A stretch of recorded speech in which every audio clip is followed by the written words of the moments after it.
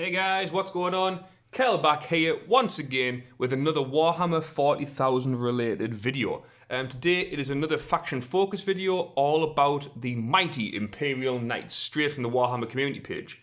So that's what it's going to be about today. Big shout out to everyone who subscribed and liked and commented on the channel within the past like 3, 4, 5 days.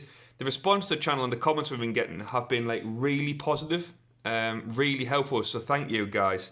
When you look on the analytics for the channel, we gained like 15 subs yesterday and 15 subs I think the day before as well, which is for a little channel is absolutely mind-blowing. I was talking to Col about it earlier on, and we're really happy that you're liking what we're putting out, and we hope that everyone keeps the subs up and we get more subs, and when we start doing battle reports, that hopefully more people join on and we can get those done sooner rather than later. A couple of names have popped up thanks to YouTube as regarding subs. One is Sandra Portella. Thank you very much, Sandra, for subscribing to the channel. And Pale Ork.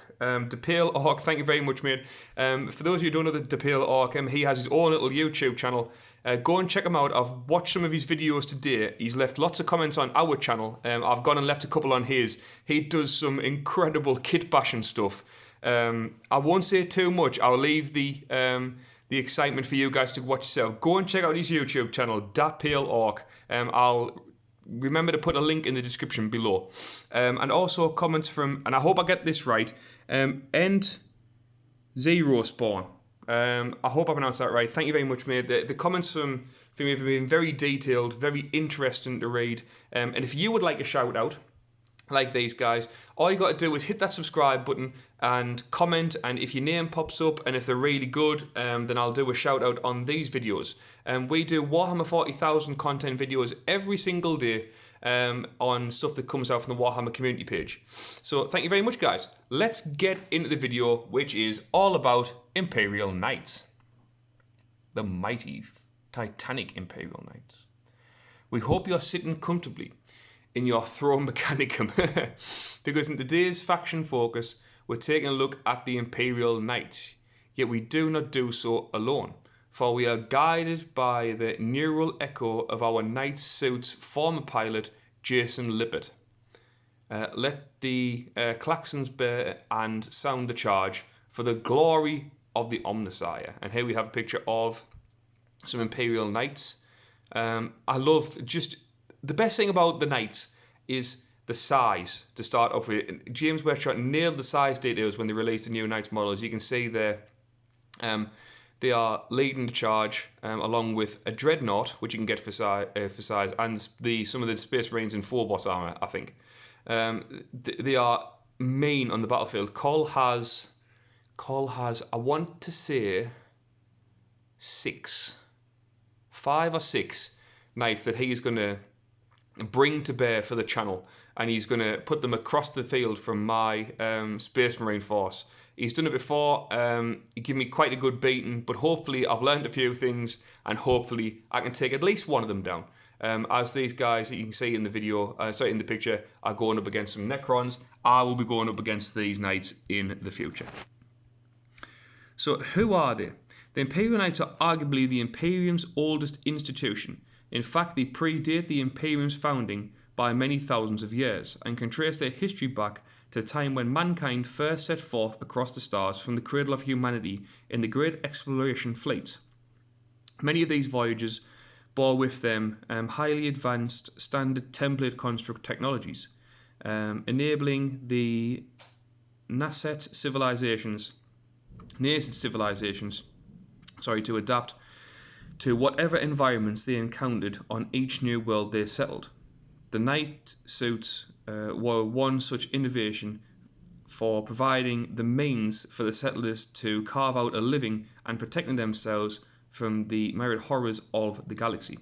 During the Great Crusade, many Knight worlds were rediscovered, each a unique legacy of the ancient explorers who had first settled there.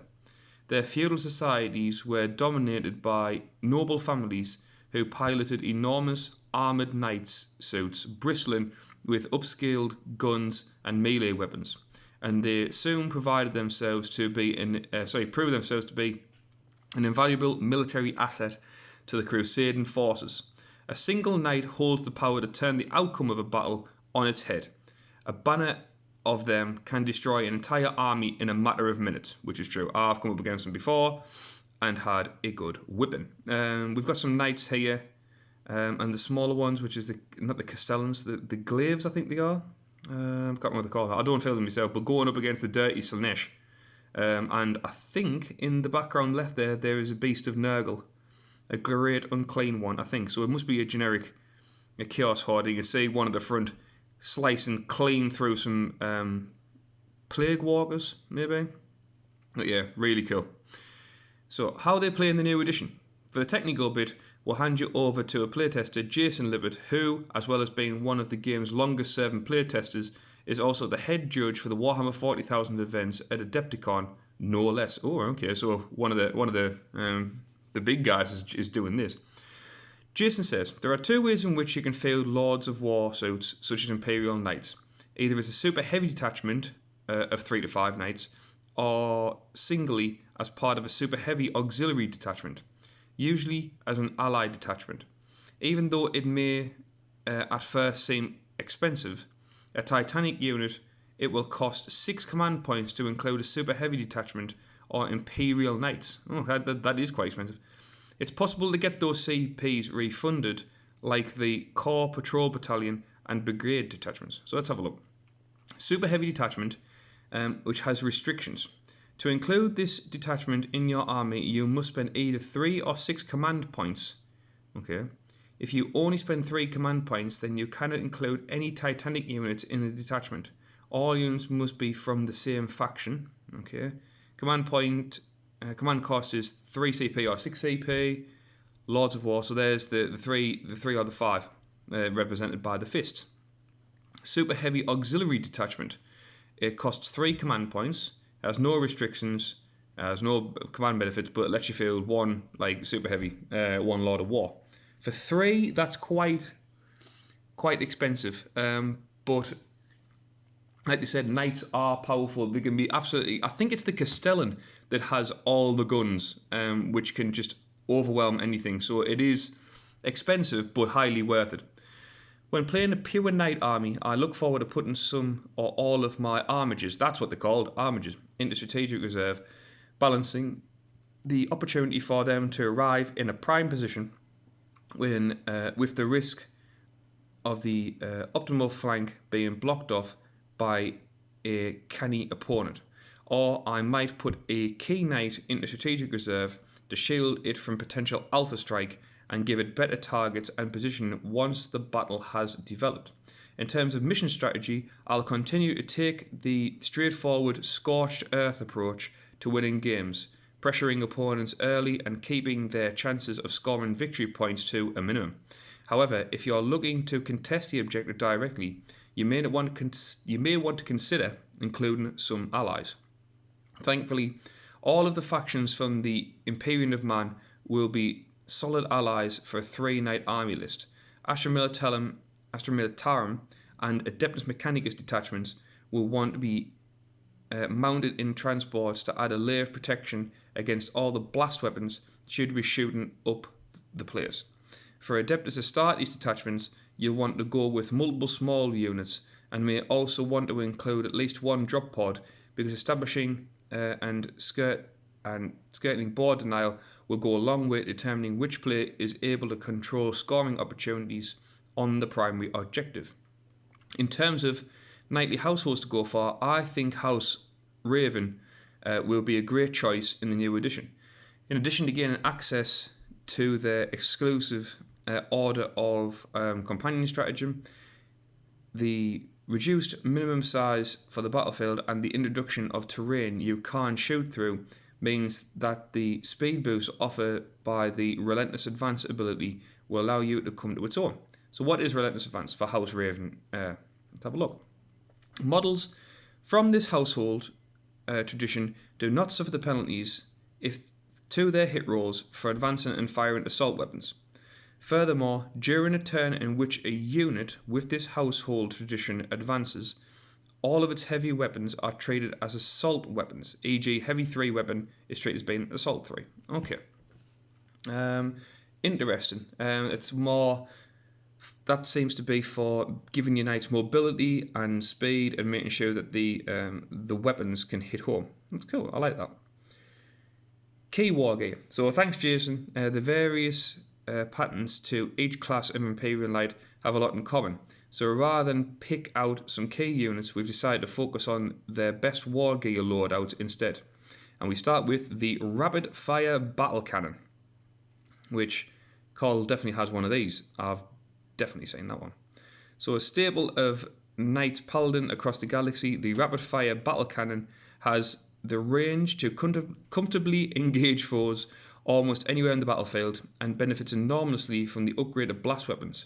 It's time to get trigger happy, but with battle cannon shells. And for anyone who hasn't seen the battle cannon rules, here they are. So it's rapid fire battle cannon, 72-inch range, so it's like across the board. Heavy 2d6 shots at strength 8, AP -2, and it's D3 damage per shot. Next we have the thermal cannon. Carl also has one of these that I've seen. Big melter weapon. It'd be nasty, these things. Whether you prefer it as a primary range weapon on a knight errant or one of 2 arm mounted cannons for the Knight Crusader, a thermal cannon will make for an exceptional weapon to bring to bear when arriving from strategic reserves. Not only can it vaporize armored targets with impunity, but its blast weapon status means you can just as readily shear a host of enemy infantry into a pile of slag. And the thermal cannon has a 36-inch range. It's a heavy D6 shots. It is strength 9. It's AP -4 and it's D6 damage 8. It's devastating, this thing. If your target was in half range of the weapon, roll 2 dice when inflicting damage, and it is discard the lowest result. At strength 9, it'll be wounding most stuff on 3s, if not. Let's have a think. What have we got for strength? Yeah, we'll be wounding most things on 3s. AP -4, unless you got an invulnerable save, that's gonna shred most stuff. D6 damage, roll 2d6, pick the highest. Terrifying. And we have Traitor's Prior. If you have a Questoris Imperialis Knight Valiant, make sure you upgrade its conflagration cannon to the relic equivalent Traitor's Prior. Now that your Towering Knight suit will be able to open fire upon enemies within engagement range, you can get your flame on even more with all these beautiful rerolls to wound. And what is a Traitor's Prior? I hear you ask. So, Quisitor Imperialis models with a conflagration cannon only. Traitor's Prior replaces the bearer's conflagration cannon and has the following profile. It has range 18. It is a heavy 3d6 shots at strength 7, AP -2, and a flat 2 damage. And the ability, the weapon automatically hits its targets. You can re-roll filled wound rolls for this weapon. So it's like like a super flamer, basically. 3d6 shots, very strong at strength 7, wounding most things on 3s again. AP -2 is going to put into a high save, and a flat 2 damage, that's just going to make everything nice and burnt, nice and crispy. So how you plan to lead your charge with your Banner of Imperial Knights in the new edition, let us know on the Warhammer 40,000 Facebook page, Instagram, and on Twitter using hashtag #new40k. But as I always say, guys, you're already here. We read all your comments, so why not put your comments on here? And me and Carl love reading them. We respond to every single one, and we'd love to hear what you have to say about the Knights. If you're new to the channel, like I said at the beginning, we post Warhammer 40,000 content every single day, just like this, with more coming up. Things like painting videos and battle reports. So if you're new to the video, hit the like button if you think that what we're doing is good. Hope that you do, and more importantly, subscribe. We're looking to get to 100 subs ASAP, which might not take very long the way things are going. And when we get to 100, we're going to have a little discussion and see if we can do something a bit special for 100. But that's going to be it, guys. What are your thoughts? Any Knights players out there looking forward to the new rules for like blast weapons and stuff like that? Any people out there who are going to be playing against Knights, like I know for a fact that I'm going to be, and have kind of tweaking their abilities and looking to what they can feel to try and take down these massive metal monstrosities? Let us know in the comments below, guys. But that's going to be it. This is Kel signing out for 40k. As always, stay safe, look after each other, and until next time, guys, we'll see you later.